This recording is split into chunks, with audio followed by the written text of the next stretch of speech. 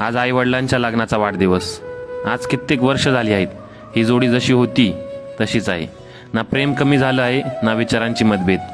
आईवडिलांकडून बघून मला एक गोष्ट समजली, नातं हे टिकत नसतं, टिकवावं लागतं. विचारांची दिशा विरुद्ध जरी असली तरी नात्यात प्रेमात तो विरुद्धपणा नको. जर काल दोघांमध्ये काही छोटी मोठी नोकझोक झाली असेल तर दोघं एकमेकांशी न बोलता एकमेकांची काळजी करतात. आणि मध्ये आम्हाला घेऊन तुझे बाबा जेवले का, तुझी आई जेवली का हे विचारणं म्हणजे न बोलता केलेलं प्रेमच की. अशी गोड नाती सध्या का तयार होत नाहीत? आपल्या आईवडिलांसारखी पिढी सध्या का दिसत नाही? सध्या छोट्या गोष्टींवरून आज नाती तोडली जात आहेत. स्पार्क राहिला नाही, आधीसारखं प्रेम राहिलं नाही, काहीतरी कमी वाटत आहे. अशा गोष्टींवरून, अशा क्षुल्लक गोष्टींवरून हल्ली नाती तोडली जात आहेत. आणि प्रेमाची जर उदाहरणं असतीलच ह्या जगात तर त्यात आपले आईवडील सुद्धा आहेत. माझ्या आईवडिलांना लग्न वाढदिवसाच्या हार्दिक हार्दिक शुभेच्छा.